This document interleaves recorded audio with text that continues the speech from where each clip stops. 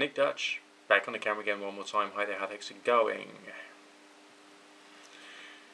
This is another video about a comment left upon one of my videos. The video in question was called Debating a Hard Anti-Theist.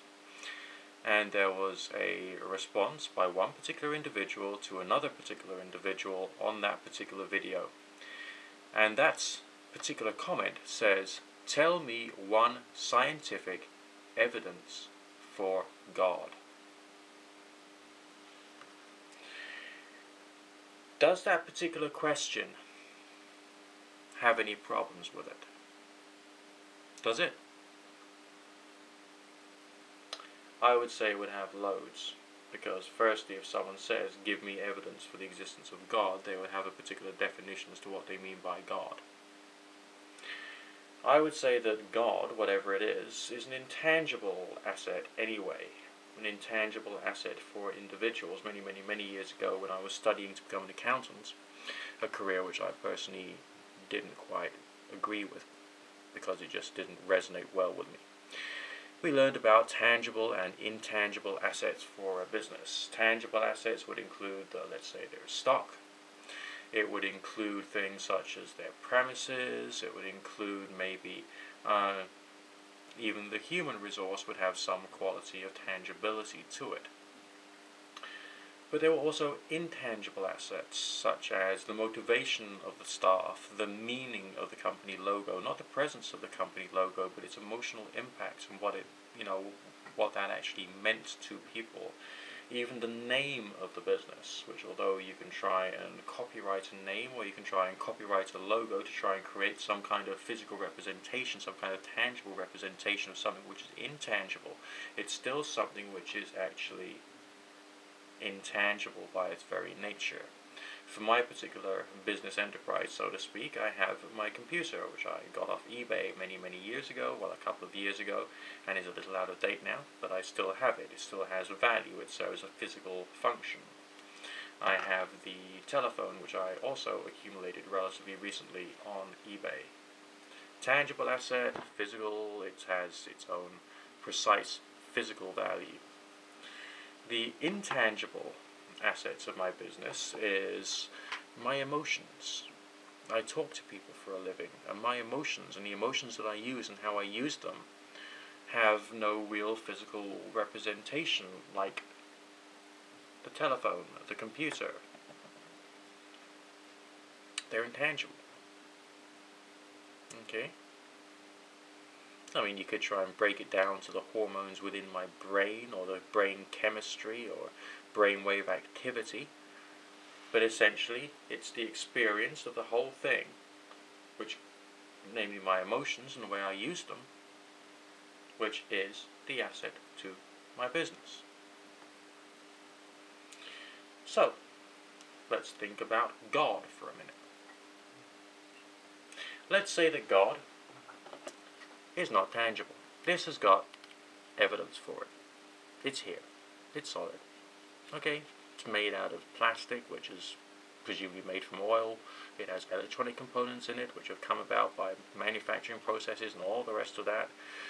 The extraction of the raw copper and silicon from the earth, and the whole chain of events which has led up to the existence of this telephone receiver. So, you can have scientific evidence of the existence of that telephone. Can you do that with God? No.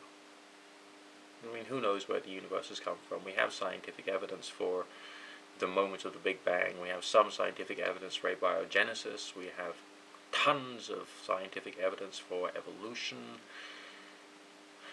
But this God thing escapes us, so essentially why believe in it? Well, it's an intangible asset. It does something. It's a concept. It has some emotional appeal. It has some kind of variety of intellectual appeal. And it's representative of changes in people's state of mind and perception, which, because it's individual, is not one singular thing. There's no singular God consciousness or God state of mind, or precisely what that God actually is. From my point of view, the contemplation of a God concept is the use of an intangible asset to create some variety of modification to the mind. Whether God exists or not, whether Jesus Christ ever existed, whether Muhammad ever existed, whether Pan, Bacchus, or Baphomet ever existed, is a complete irrelevance. Because what do religious people do? I mean, in practice, it's okay, some people say, yeah, whoever actually existed, or God actually exists. So some people are literalists, devout, pious people who choose to accept everything in a very literal way. But in practice, for the most part, these are people who are living with an intangible asset. And that asset is a concept, or a construct, which has some form of benefit for them. And it will be different for every single individual, but it would still be a form of benefit, an intangible benefit which some people seem to need. Now, taking into account the broad spectrum of the different types of people on the face of the planet, every single individual being individual, some people will need some forms of intangible assets, some people will need other forms of intangible assets. So for some people it's dedication to their family, dedication to their friends, dedication to their work, or with the atheist, a reverence of reason, or following of certain, I'm tempted to say priests of atheism, but of course that's the wrong word, of course. Like reverence of people like Richard Dawkins, Christopher Hitchens, and all the rest of that. These are, intangible assets to a certain degree. And with other people, they choose God, which is an intangible asset. And the reason that it's believed in is because it's not known.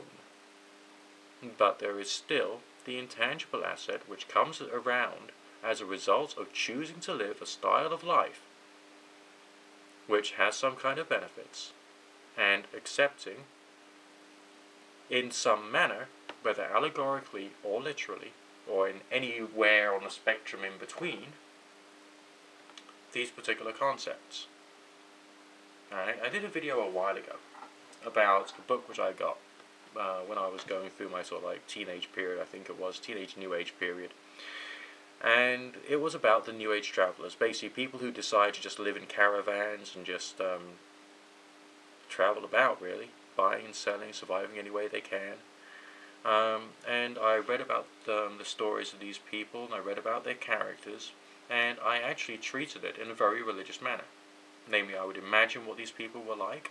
I would go back to the book maybe a few months later or a few years later and reread the stories. I was living with the stories, and I was seeing how I had grown and changed through my reflection upon these characters. Sorry, that's just my company just telling me to get back on the phone.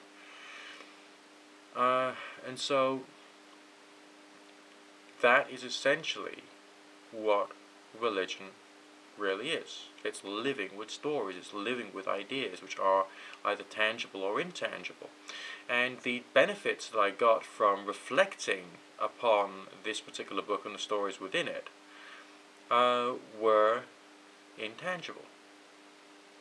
But they were definite benefits. There was all the various characters. One person who, I think it was, hunted for rabbits, and another person bred lurchers, and there was someone else who traded in things that we really shouldn't talk about on the camera, but never mind. and I tried to understand these characters, and all the little conflicts that they had, and the fights they had between each other, and their struggle for survival, and also how they got by in the dead of the winter, and why they were doing it, and what their perspectives and beliefs were. It was a very interesting growing and learning experience for me. And maybe that is what God is for people. An intangible asset. So to ask for 1 minute for scientific evidence for God would be to ignore the role that the concept of God holds within the minds of anybody, whether they are pagan, Wiccan, Christian, Jewish, Muslim, Hindu, Sikh, or any of the various different denominations, Theosophist or Freemason, it doesn't matter. They've all got an intangible asset. And if you want to try and prove through scientific means that this intangible asset has some physical, objective reality.